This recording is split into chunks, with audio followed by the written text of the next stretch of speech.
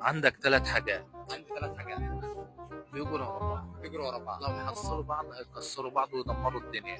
تعرف تقول لي هم ال3؟ 3 حاجات بيجروا ورا بعض، لو حصلوا بعض هيكسروا الدنيا. هيدمروا بعض. 3 حاجات. يعني من ايه يا مثلا؟ ايه 3 حاجات بيجروا ورا بعض.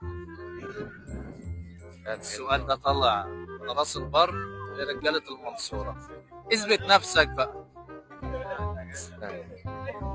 بيدمروا بعض.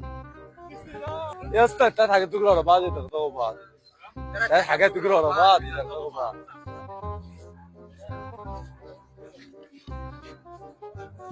ورا بعض كده. وبقول لك الدنيا والاخره ويوم القيامه. الدنيا والآخرة هي ما غيرش حاجه.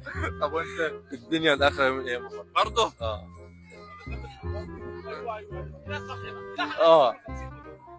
الدنيا والاخره يوم القيامه. تعال، انت بتقول ايه؟ تعال تعال تعال تعال. قلت ايه الإجابة بتاعتك؟ الدنيا والاخره ويوم القيامه. برضه انت تبعهم صح؟ مكتوبه مصطفى على النت من بلد واحده بقى. غلط. امال ايه؟ ها؟ يا اسطى ايه اللي دخل بالرضا في الحوار؟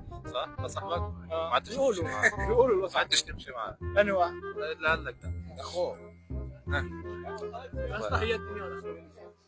طب انا هستنى الكل يقول لي ايه هم ال3 حاجات اللي بيجروا ورا بعض لو حصلوا بعض هيكسروا بعض. اجابتك النهائيه؟ الدنيا والاخره هي الدنيا والاخره يوم القيامه. اجابه نهائيه؟ اجابتك النهائيه؟ الكلاب والقطط. الكلاب والقطط. والفار قطه وفار.